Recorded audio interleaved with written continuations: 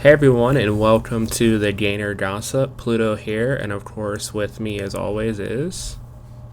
Hey guys, happy to have you here. It is Ginny, and we are so excited about starting this podcast and so excited about all of our guests, especially the one we have tonight. Yeah, it should be a fun night. As you know, our podcast is going to be a mix of pop and nerd culture, and with that, we have one of Ginny's friends from TikTok with us tonight. If Ginny, you want to go ahead and introduce her? yes, this is my girl Brix. She is amazing. She is absolutely so talented, killing it on TikTok. I'm super honored to have her on the podcast. She has a very growing and huge channel. She's also a streamer as well. And Brix, tell me a little bit about yourself.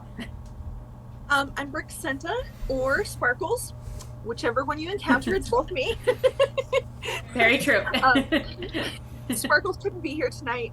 She's sleeping because she uses a lot of energy, so she takes a lot of naps. I'm a singer and comedian, obviously, and I started my brand Dream Big about 6 years ago because I wanted everybody else to have the same victories, which we can get into that later if you want. And so through that, I started pursuing singing, and that's when I started building all my social medias up. Yeah, that's awesome. Yeah, and Brix, like, guys, definitely follow her. Brix, if you want to give your TikTok name later at the very end, that way people can follow you and support you, please do that as well. And I'm just kind of going to ask her a different series of questions here, just so we can get to know our guest a little bit better. So, Brix, how long have you been involved in the industry? I know you said 6 years that you've had your platform and kind of growing, but have you done this, you say, your whole life pretty much? You've been interested in this? Yeah, I remember from an early age, music, acting like came a little bit later, but music, I was like watching a talent show in elementary school, and I was like, whoa, because like I didn't really grow up around music, but I was like so fascinated that the first chance I got to play an instrument, I picked the flute and I played, and I never put it down. Like I played throughout all of school. And then when I got in junior high, I got more interested in music, and then high school I was doing band and color guard and choir and show choir, like all the music things. But then I think it was probably high school where I was like, drama club, what's that? Oh, this is actually really fun. I don't know what I'm doing, but oh no, it was junior high actually. We all were like forced to do a play. And then, so when the opportunity came in high school, it was something. So yeah, music and acting, or acting I started at a young age. Music's been most of my life. But like pursuing it on a professional level, it's been about 7 years probably.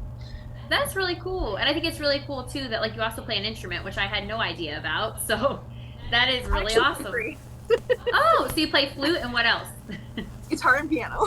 Damn, it's hard. It's hard enough learning one instrument. I tried guitar for like a couple months, and I couldn't get the hang of that shit at all. I ended up breaking it.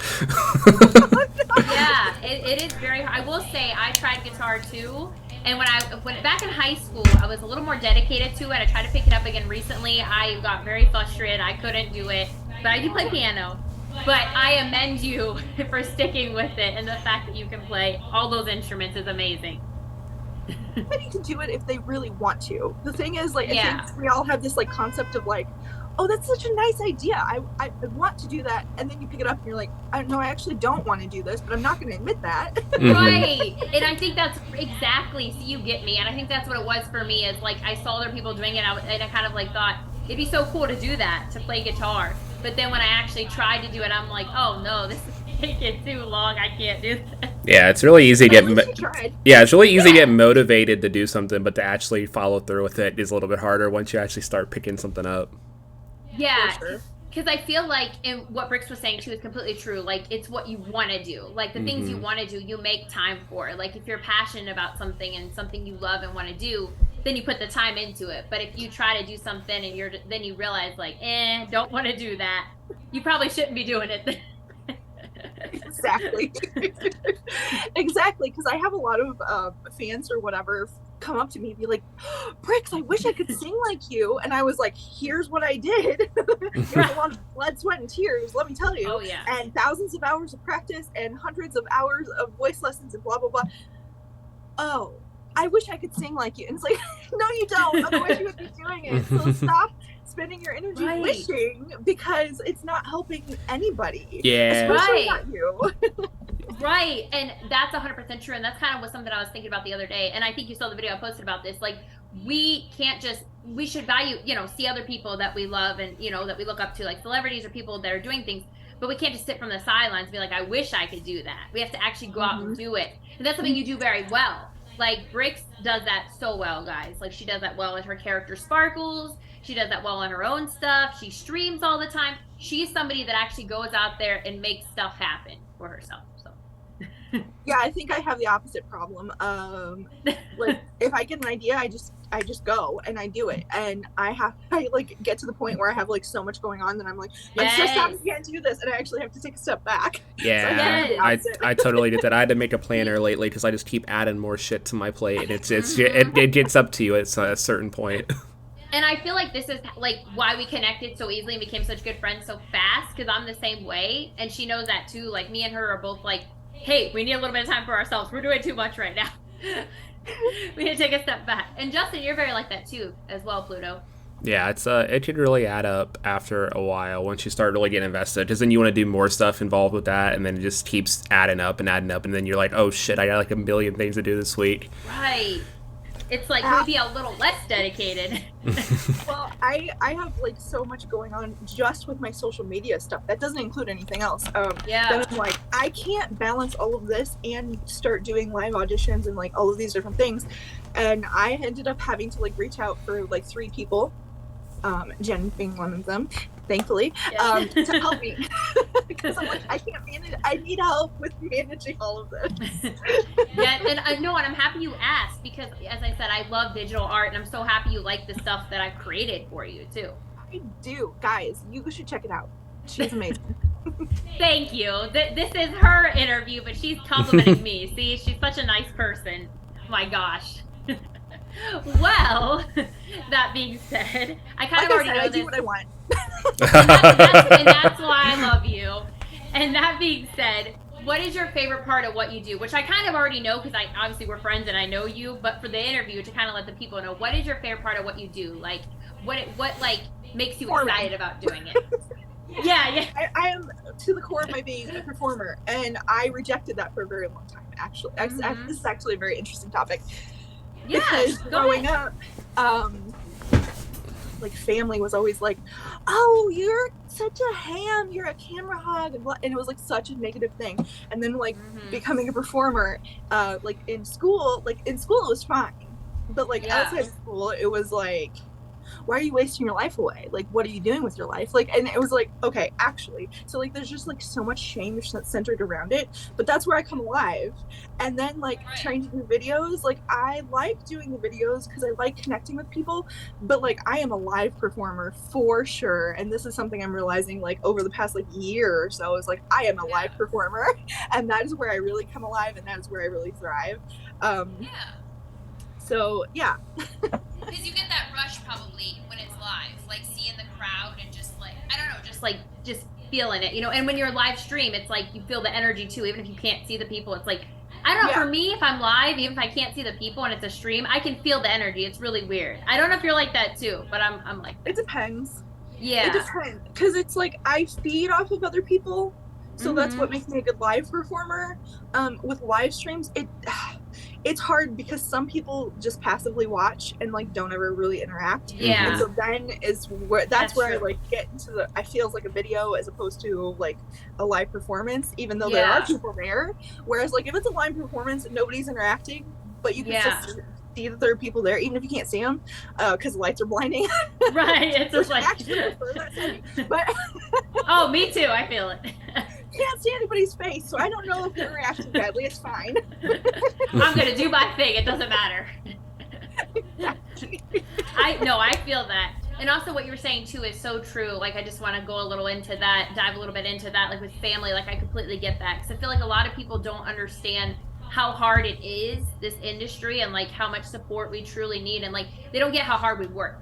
They see it as like, oh, you're having fun, you're doing that, but they don't see like it's actually really a lot of hard work in this industry, and they don't get that. And it, you know, that's why you need to have those people that do support you in your life, because it's like you may not get that from people that you would expect to get that from, you know.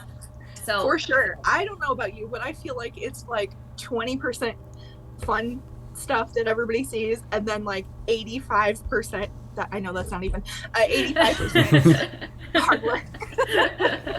No, definitely. People don't realize, and like you can say, you know, me and you both, we understand exactly how this feels. Like, and I know, babe, you've been on TikTok a little bit, but like when you're making content, like it's like we record so many videos that people may not even see, and it takes so much time, and people watch that and think that takes like 5 minutes. No, it does not take 5 minutes. Yeah, I don't think people understand the amount of prep that creative stuff has behind it. Like, they just see the end result and they're like, oh, they're just talented. I wish I could be that talented. No, there's a lot of work behind the scenes. Like, when I run a tabletop game, it's not I just jump on and run it for 3 hours. I do so much prep, like, even not even like writing it down, but even in my head, like throughout the week, thinking of, okay, so what am I going to do in this part and this part, and then if this character's backstory somehow tied in, and then like this. So just like, whenever you're doing anything creative, like there's so much going on, either prepping or even just thinking about it and getting it set up before you even start recording and getting the stuff actually out there. So exactly. So what you said is 100% true, girl. I feel that on a hard level. Like 20% of it is fun, and 80% of it is just like work. Like what do I got to do next? Like I got to make content on this day, then I got to post it, then I got to it's like it's a lot. It really is. So yeah, and something I don't think people understand about content creators that are actually like getting some success is how much content they're really putting out. Yeah. Because for me, I'm posting just on TikTok. I'm not counting Instagram, because I post on Instagram, YouTube, Facebook, Twitter, and I live stream all those things daily. Oh, we gotta follow each other on Twitter. I didn't know you had Twitter. All the places. But just on TikTok, I do minimum of 5 videos a day. I can do more sometimes, but that's minimum. And I batch everything because that's just TikTok. That's not including all the other videos. Right.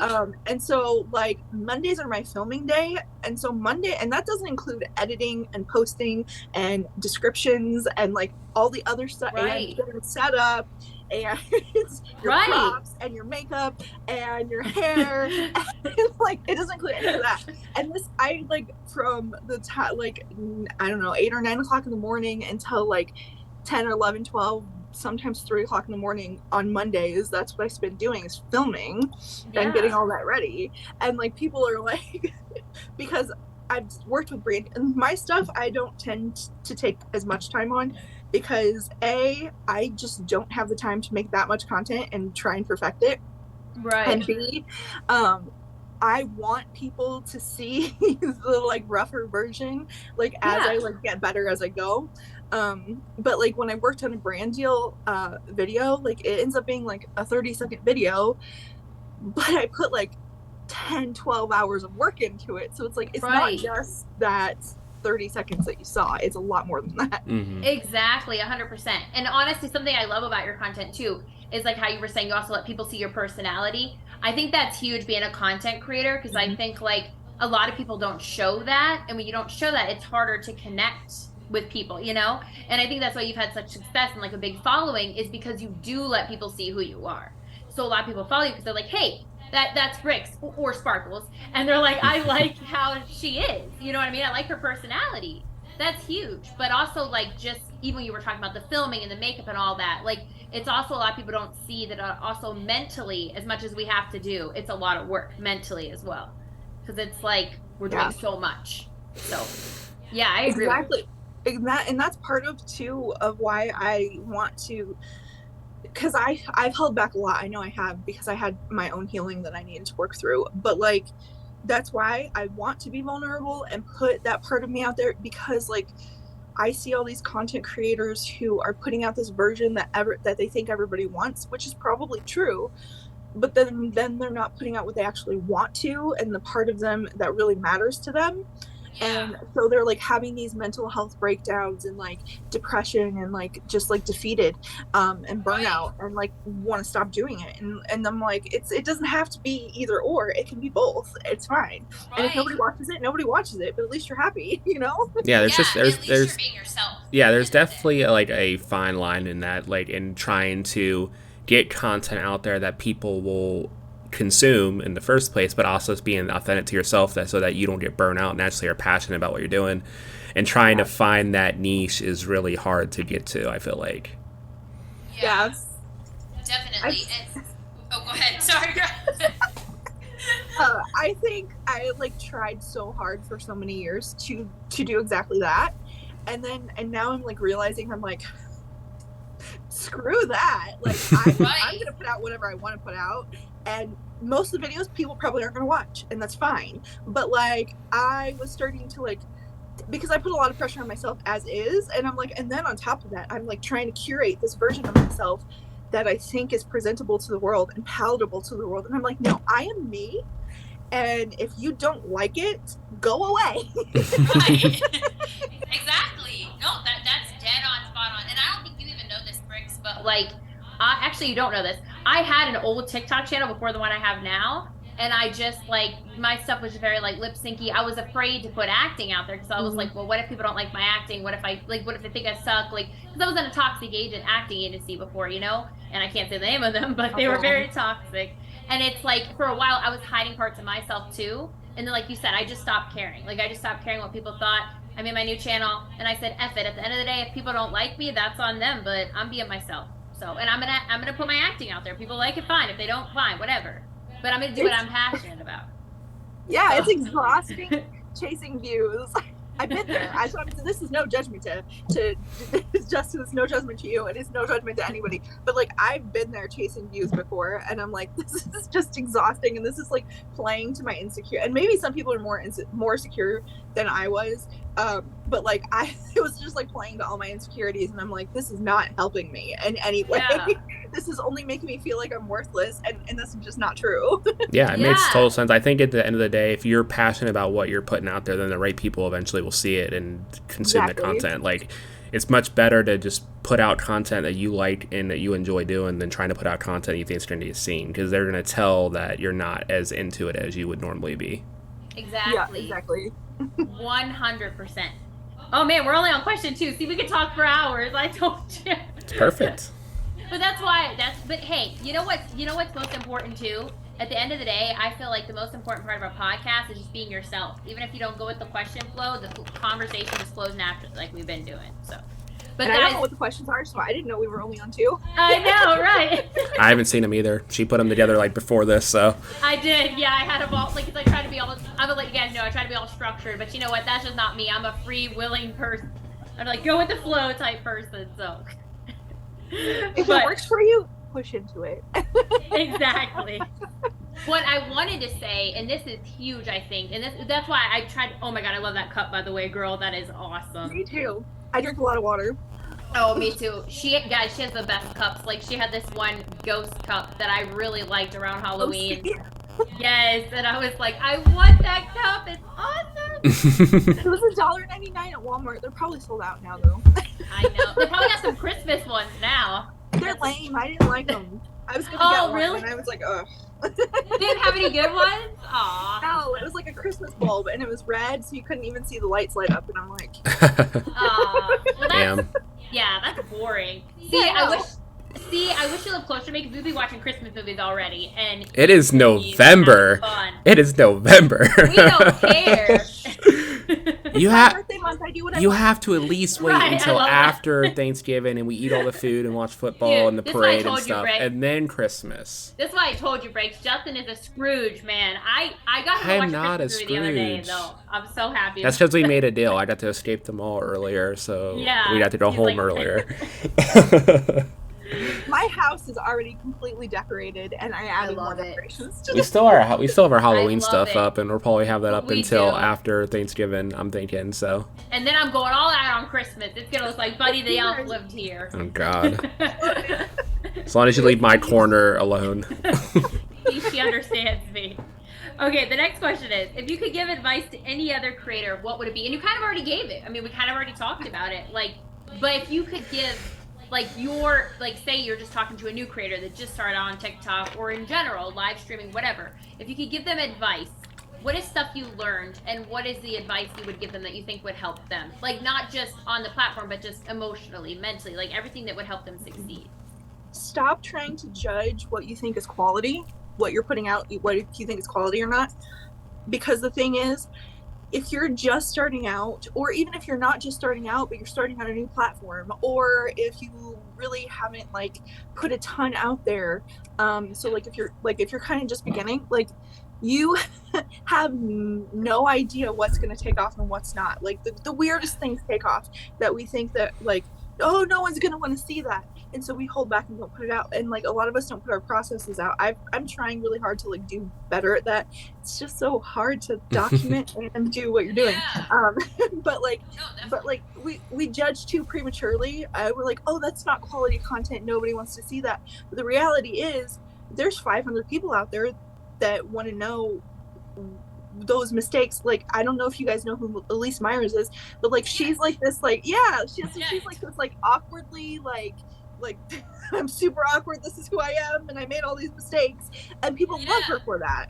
And like that, people want to know that they can do it too. Like so many times we feel so separated from the stars, like not the stars in the sky, but like movie stars. Mm-hmm. That's just, yeah.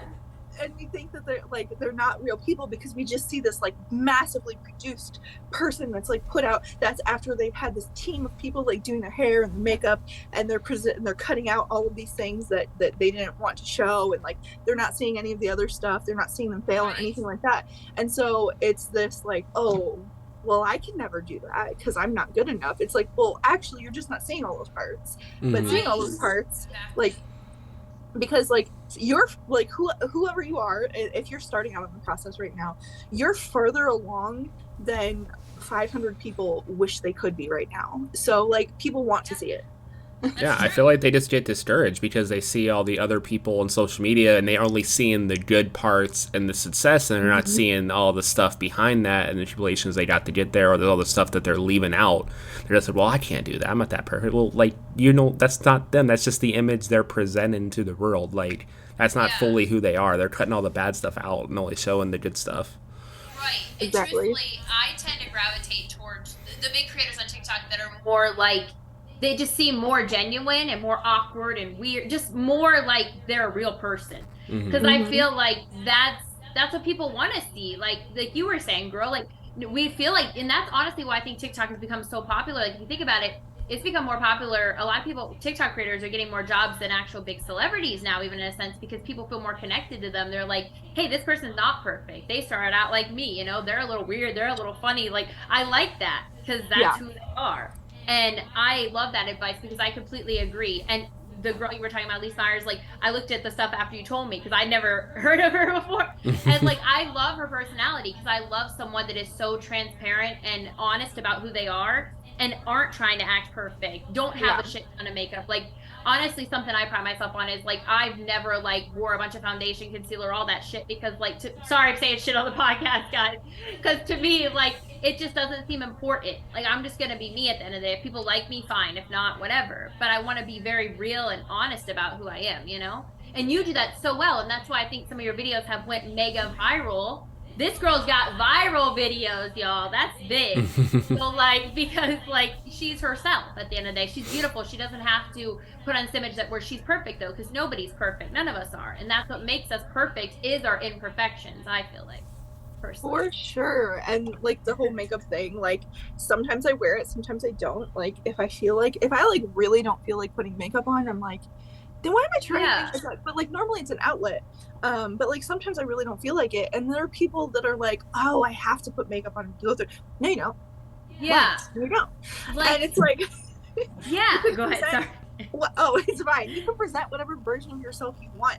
And that's the thing with like TikTok is like it opened the doors for that. And like you see a lot of celebrities come on there who like do come on there and think they're gonna make a video and their account's just gonna suddenly be big. Yeah, maybe they do like initially grow, but then it like it stalemates because they aren't being authentic. Like Meghan Trainor's taking off, but she's also being authentic.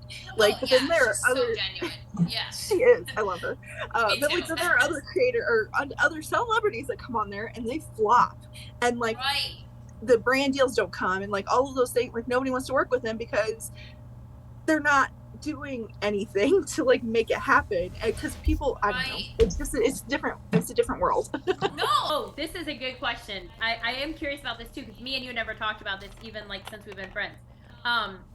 Have you, okay, so if there was something else that you're passionate about that you could be doing, if you weren't doing this in your life, what other passions do you have, just like about you? Like, what are other things that you love, or is there nothing else? Because some people, this is all they want to be doing, so it just depends. Well, that is actually a very interesting question. It's not something I've thought like. Well, okay, so just answer the question. No, you're fine. It makes you think. It really makes you think. So I've done a lot of other things. I hated all of them. Hey, dude, if that's it, okay, like, that's not true. When I was working with kids, I loved working with kids, but I was like so incredibly. It was such a stressful environment, like because the like you were with like 20 kids by yourself, and it was too much.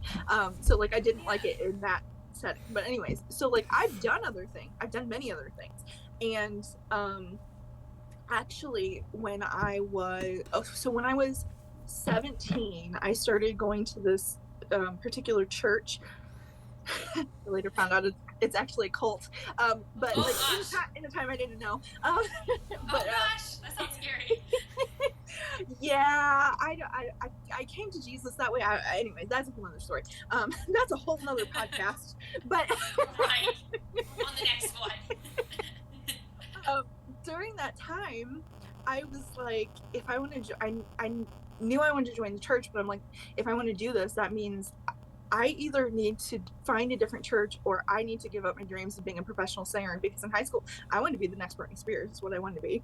Now I don't think that's quite my dream, but I want to be like a singer. I don't know what I want to be. I want to sing and act and have fun. Okay, that's what I want to do. That's all that matters. And I love Britney Spears, I have to say.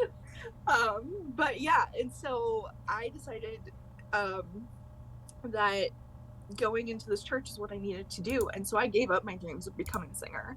And then even after I left the church, I was so that was like when I was like 17 when I joined the church, and then when I left, I was 21, I think. And I did it so that I could like lead worship, basically. Like so, like I wanted to pursue music, because like I couldn't even do that in that church. So I'm like, I just wanted to like do something with music. But even then, I wasn't like intending to make it a career. Like I wasn't like, oh, I'm going back to my dream. It's like, no, that dream's gone and vanished, done. That's never gonna happen. It's out of the question.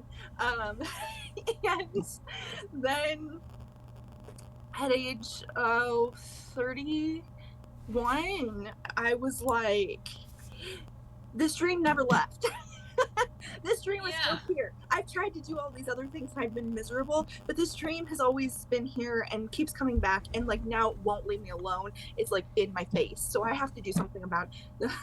What did I do? I auditioned for The Voice because I'm crazy and I don't think small. Awesome. Hey, no, that's super cool. How was that experience? Was it good? Oh, it was crazy. The first time I knew that I wasn't ready to, because I couldn't. So I was living in Kansas City, and I was working with a coach then. Like, actually, my roommate made me cry because she had bought me voice lessons. She was afraid I was going to be offended, and I cried because I was like, "You believe in me that much that you would pay for voice lessons for me?" I love that. I love that. So when I came back to Illinois. Because that was about a year later, I came back to Illinois, and I was searching for a voice coach, searching, and I auditioned for The Voice, and I still hadn't found one. And I can't remember. Yeah, 2 days after my audition, I finally found a coach. I'm like, you're like, seriously? So I knew I wasn't ready. I did as good as I could at the time, which was not good, but let me tell you. But like I did as good as I could at the time. But like that whole side of things, I felt uneasy about. But I was proud of myself that I just like went through it, because you go in, it's insane. Because I went to Chicago, and so you go into this massive, Navy Pier. So you go into this massive place, and there's just the sea of people, like. You can't even tell it's people because there's so many. There's so many of them. So you wait in this line to like get in the door, and I look really young, so they like stopped me and were like, "Are you old enough to do this?" I'm in my 30s. Yes, I'm old enough to do this. Right. You're like, I think I'm good. Yeah. Do you need a parent? No, I don't. And then you get in there, and then you're like, the half the room is like standing, like waiting till their number's closer, and then the other half of the room, and it's like still this like massive sea of people. You sit in these chairs, and everybody around you is like nervous, and it's so interesting to see how different people deal with nerves, because some people like talk way too much and say really stupid things. Which I was next to a guy that did that, and then some people just like shut down and like stop talking and like don't move. Which I was next to a girl that did that. And, like, it was just so funny to see like everybody's different reactions to it. And then they call your group, and you go up in groups 10 to like the upstairs area, and then you wait outside until your group is called, and then you all go in there, and there's one judge in there. Yeah, one judge determines your fate. Oh God, that's intense. It is. And you have to sing a cappella, or at least you did. I know it's a little bit different. They're doing it online at the moment still. It's all virtual right now. But like, you would stand in front of the judge, you would sing, and everybody in the group would go through that. So like, you're sitting there and you're like, all of these people are gonna have to hear me. Right. You get one person. It's like a nerve-wracking process. But it wasn't cool, it wasn't too bad. Yeah, like for me it wasn't too bad, because like actually I pick up on other people's energy and feed off of it a lot. Yeah, we talked about it. Yeah. So like that's what makes us good performers. However, it makes us struggle in our personal life. So I was afraid that it was going to be problematic when I got in there, because I knew everybody's gonna be nervous. But actually, instead, I was like, oh, how can I help? Like, who can I talk? Like, do I talk to this person? Like, what do I do? And then, like, it actually like helped me calm down. Like, oh, okay, I have a job to do. Like, I don't know. No, that's awesome. And I love hearing about your experience, because as you were saying, it's virtual. Last year I auditioned virtually, but it's nothing like that. You're just on your phone virtually. Oh, yeah. And I found out right away I didn't make it in. Yeah. Oh, I hated the virtual audition. I did that last time. Yeah, I didn't like it. I don't know what. Yeah. Like, it's funny because it's incredibly nerve-wracking. So you're like, why would anybody want to put themselves through that? So I'm like, oh, the virtual thing will be so good. I like make video, and I was like, no, I hated that. Yeah. There was nobody looking you in your eyes to get you, because the last audition that I did actually went really well. I know exactly why I didn't make it through for that, because like, you know, that look of like, oh, I'm impressed. Like, I got that. So I was like, so I know. Yeah. So like on a video, you don't get that, because like it's just making a video, because it's an audition. Yeah. And you think you're gonna be on like a Zoom call or something with them, but you're not. It's just a video. It's just like literally you if you were recording yourself in your own video. Exactly. It's so nerve-wracking because you don't know. And like I kept redoing mine because I'm like, I feel like I'm off. I feel like I'm doing this wrong. And then I submitted. I was like, okay, I feel like maybe I'll make it in. And I got a thing 5 minutes later. You didn't get selected. I'm like, this didn't even feel like an audition. I recorded myself on my phone. I feel like with the video auditions though, they just at some point just filter out like a certain amount and then they narrow it down from there. Because to watch every single video, I doubt they're even fully watching them all. Like there's just so many that come in, or if they are, it's very brief and they're like, okay, this one's on, okay, this one's They just like briefly, just like very fastly go through them all, especially since they're giving you the results so fast, like back. I don't know. We both said the same thing. I was to say, they have like a video audition that you can choose, which I don't know what the difference is, except for you have to be there at a certain time to do the virtual call or virtual audition. Yeah. But they're exactly the same thing.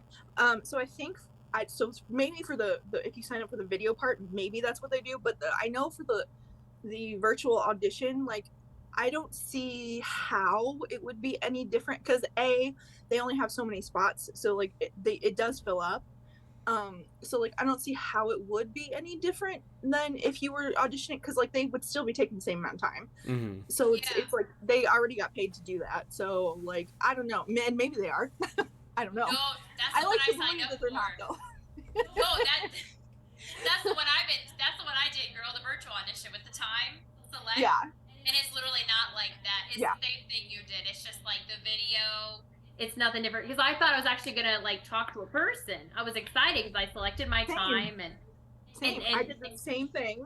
I think it's just set that way so it's easier for them to organize because they know videos are coming in at this exact time and then they can easily go through them all at once because there's probably a lot more people than just you at that time. So it's like they have people watching those specific videos as they come in. Well, but even then, they're probably doing like a quota for like each time that they have of how many they can select because they just have so many that they can get through. So it just still makes it hard. Well, look, I know if it was one of the actual judges, like Blake or them, Brix would be getting in. So. Well, that's the thing. The judges themselves from the show are going purely off your talent. The people you're meeting before are producers and stuff, and it's also a lot more of like, do they think that they can sell your story on TV to get people interested? It's not purely your voice. It's also like what your story is along with that, and that there's a lot of people that are good also don't have that component, so it just makes it hard to get in on pure talent. Yeah, well, it's sad some of the stories that people have on the show. A lot of the stories are sad. Let's be honest. So many sob stories end up on like the TV auditions. See, he's more like realistic. Or not realistic. He's more like cut off the emotion. 80% of the stories are like something sad. Like they do that on purpose. They want you to be invested. That's what it is. Probably. Now go ahead, Brix. Sorry, girl. Although after like the initial rounds, though, like I think that's probably the most frustrating for me because I'm like, okay, like at least a story is like a touching on people's emotions, but like the initial rounds, like nobody knows anything about you. You literally go, sing, and then sit down. Like that's it. Mm-hmm. And so like whoever you're standing in front of, if they don't like your look, they're not going to pick you. Yeah. And that's not how the voice is set up at all. Like that, like it's a bias. It's not just like they're not just hearing you; they're taking it all in. They're like, well, do I think this person will be good on TV or not? And it's not even had to do it. You could be the most talented singer in the world, but they don't think that you're going to get viewers. They're like, well, sorry, it's not going to get on. And that's true because I was discouraged when I auditioned for American Idol because I auditioned for American Idol and the guy told me, because I did an in-person one for that in Columbus. And the guy told me, he was like, oh, you just don't have the right stage presence. He didn't even say anything about my voice. I'm like, okay, whatever. So like, and then I looked at all the people that auditioned for Idol, like Tori Kelly, who's phenomenal, Amber Riley, who's phenomenal, these phenomenal people who never made it on American Idol, but are big stars. Like Amber Riley was on Glee, Tori Kelly's a Christian singer. It's like most of these people that got told no by the producers, not even the judges, like the first round producers, are mostly people that become really successful. Yeah, wasn't BB one of those too? Didn't she get cut like during the early auditions? Like, it's crazy. The amount of talented people that go audition don't actually even get on TV. So I'm just like, that makes me feel a little bit better. It's definitely hard to keep that in perspective, though. So the reminders are always good. Exactly. Yeah, because I feel like even lately, like American Idol and The Voice nowadays, it's not like it used to be where like people would be on the show and then blow up. Like there's so many people that end up on the show that you don't really hear anything about after the fact. Like you don't hear I don't see every single winner like blowing up. I don't see even like the top 10 blowing up after the fact. They usually take that and pivot somewhere else. Like what it takes to like blow up is like you building your audience and building there, which is why music labels are useless, which is why I do these, because they want you to do all the work and then take all the credit for it. So like they take all your profits but you did all the work already. And it's like, I know you're contributing like 6%, but I did the other 94%. Like this is not they're just handling recording and distribution, but you're still doing all the actual work that goes into all that at the end of the day. So it's just their way to take advantage of people and make money. Well, no, and that's so true. And that's why I think what's so cool about social media is the fact that like if you blow up on social media yourself, just being who you are, you blow up and you get brand deals, people want to work with you. It's like you are your own boss. You know what I mean? Like nobody tells you what to do. Like that's your fan base, that's your audience. You can be truthful with them. You can be authentic yourself and become a success being yourself. No manager or agent's telling you how to look, how to act, what to do, how to dress. It's all you know? And that's why I think social media has become so popular for people's success, I feel like. I sound like a marketing social media person. What? I sound like a marketing social media person, like I'm marketing. I mean, like, That's the thing, though. If you are doing everything by yourself, you have to learn it. Like, Yeah. so, like, exactly. it just is. Which isn't always a bad thing, because if you happen to learn it, you get more invested in it too. So that also is really good. Just a little bit of a stumbling block at first, but once you get rolling, it really helps. Yeah, well, that, and when you do, well, I don't like that stuff, so, like, I have every intention of eventually hiring somebody. So when I do get to the Nothing wrong with that. That's totally fair. When I do end up getting to the point of hiring somebody, it's like, I know how to do all this. So, like, you're not going to be able to trick me, because I know what it should look like, and I know what a successful ad should look like, because I've done it. Right, and that's why your time is so, like, valuable. Like, we were talking about this before. Like, this isn't one of the questions or anything, but, like, we were talking about before, like, when you're helping people with stuff, you know, your time should be valued, because you do know that. You do have a lot of education in that.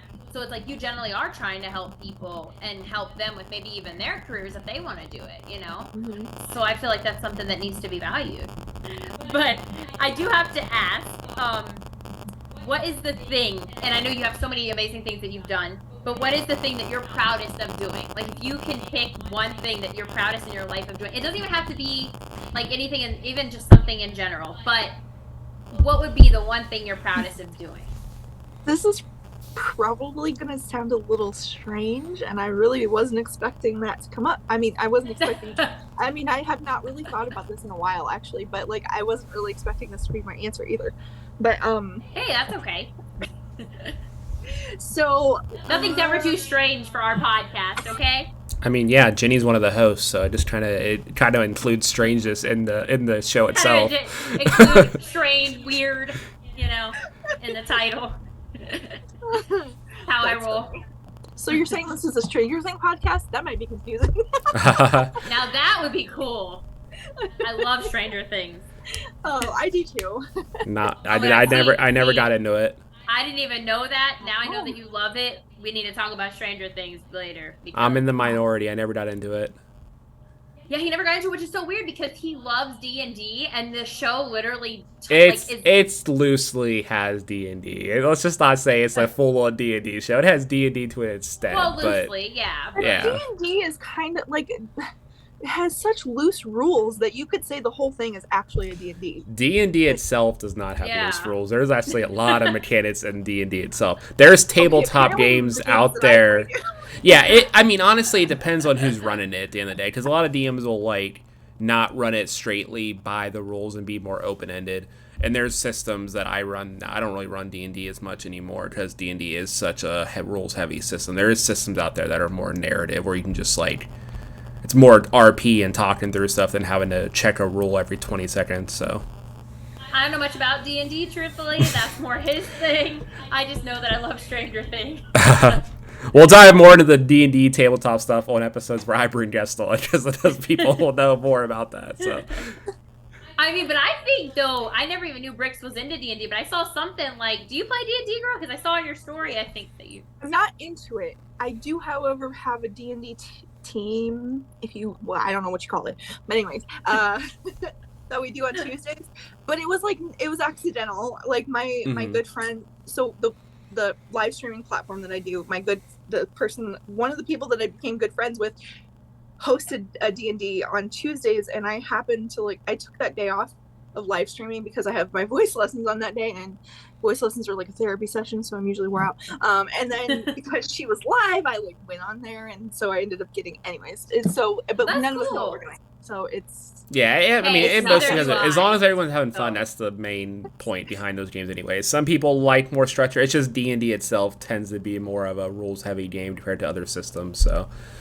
Yeah, I think one of them is more into it that way, but like tries to hold back, because when I dressed up for Halloween, I was so mad at him. I dressed up and I put like an hour into like putting like makeup and jewels, and like I had a wig and like all this stuff because it was really that's fun to dress awesome. up. And he goes, I don't think that's what your character would look like. Shut up, you didn't even dress up. Go away. I mean, your character would look like whatever. Yeah, it's your character at the end of the day. Exactly. Yeah. But, okay, so I'm a pickpocket. And he was like, that character would stand out. Your character would not. Maybe they stand out in a way that makes them fit into a crowd where they can pickpocket from. Yeah, well, exactly. See, I just said that that was just my skin. Exactly. That also works. We support you on this. Like, I mean, there is such a thing as hiding in plain sight. I mean, you could easily get away with that. There's nothing wrong with that. Exactly. I mean, hey, like whenever I do play like I play on his stream, sometimes I don't know anything about D&D, but when I do join it or his tabletop games, I usually just role play a character from TV. So that's something that usually wouldn't be seen. Because I'm just like, I'm gonna role play Cheryl for Riverdale. Let's go. Just somebody. Yeah, that's pretty much what you've done. So. I mean, hey, helps me get into the game a little bit. Yeah, whatever works. Exactly. Oh, but go ahead, girl. We got off topic. What is the proudest moment? Oh yeah. So one day, probably like 5 years ago, I think, I was watching America's Got Talent. Speaking of, Nice. This guy was on there, and this is no love story, so don't go there. But Don't put the romance love music in the background of the podcast. I've never met him, never talked to him. I mean, if I meet him, fine. But no. But anyway, so he was doing this thing where it looked like he was reading minds, but he was really just reading people's body language. But like he was like so incredibly good at it that he looked like a psychic. Like it was Cool. The craziest thing. And I was like, I have never seen anything. And he brilliantly like held up a sign with his social media handle on at the end or something like that. And I was like, well, let's go find him on YouTube. Have more videos. And then what happened was I got into this gigantic rabbit trail because you know how YouTube suggests videos. Yeah. Well, I love languages. I love cultures. I love all that stuff. Oh, me too. Yeah. He's from Scotland. And the suggested videos were like these Scottish YouTube creators, and I was like, oh, what's this? Oh, I like this, and like kept watching more and more. And that was when I was like, I never understood people that like got like giddy around certain accents or like anything. I'm like, they're just a person. Like, what's wrong with you? Until I heard the Scottish accent. And Yeah, I was like, oh, I get it. I was gonna say Scottish and Irish accents, and I'm gone, like just completely gone. So I totally get that. He loves it. I'm gone with the British accent. Someone speaks British. I'm gone. If somebody talks British, I'm out. Nice. I mean, Scotland is part of Great Britain. Yeah. So see. Yeah, in a way. So see, I kind of agree with you on that. Those accents, and I love Scottish accents too. They're hot. So I agree with you. Yeah. So, anyways, now that I'm like red, Right. So I ended up going on the rabbit trail through these videos, and I was like, I love Scotland, because this was like months and months and months of like just watching every day, like watching these videos. Mm-hmm. And so I was like, I love Scotland, and like had one of the Scottish creators I like made friends with. She actually had quite a large following on YouTube, but she would I was part of her Patreon. She would send me postcards, and I would look at the postcards, and like one of them was Loch Lomond, and so like I really wanted to go to Scotland. I had ended up making friends with this family of fans of mine, and went to Canada, and anyways, we were good friends, and I was like planning to go to Scotland a few months after the Canada trip, and I was like, I don't know how I'm going to be able to afford this, like I shouldn't do it because like XYZ, like what I was like, it's just whatever. And she was like, I'm going to be mad at you if you don't go. And I'm like, what? She knew like I had such a love for Scotland, and so I went to Scotland. I like went ahead with the trip because I was like, okay, like I don't want to make her mad. So that was the reason. But I don't know if like financially maybe it wasn't the best decision. I don't know, but like it was like, I think it was a really good decision either way, because it was such a good experience for me, and I didn't think it was possible for me to love it any more than I already did. But it was the first place that I ever like really felt like I fit in and like I was at home. And when I left, I went by myself because I wasn't going to wait around for people to like, that's another thing. I wasn't going to wait around for anybody to like be like, yeah, I have the money and I'm going to go. I was like, no, I'm going. Come with me, fine. If not, I'm going by myself. And I went by myself. Right. I don't blame you. Yeah, so like when I left, I actually felt like I was leaving home, which was like a crazy feeling, because I've like been sad about leaving places before, but it's always about the people that I like met there. Yeah. Like this was actually about leaving Scotland, and I was like, well, but anyways, my what I'm proud of is that I went to Scotland and I went by myself, like, because that's like a whole process, because it's a whole different country, so it's like a whole process of its own. I'm super proud of you. Crazy process. No, that's awesome, dude. To say like you went to Scotland, that's huge. Like I think that's real cool. And you went alone. And I love that. Like I gathered that since we became friends, is you're that type of person. I love that about you, that like you're like, if I want to do something, I'm gonna do it. Like everything else. Like people want to come, they can come. If not, I don't care.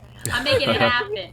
And I think that's super cool. So exactly. And it was like such a bizarre thing to like, it was like I massively cried.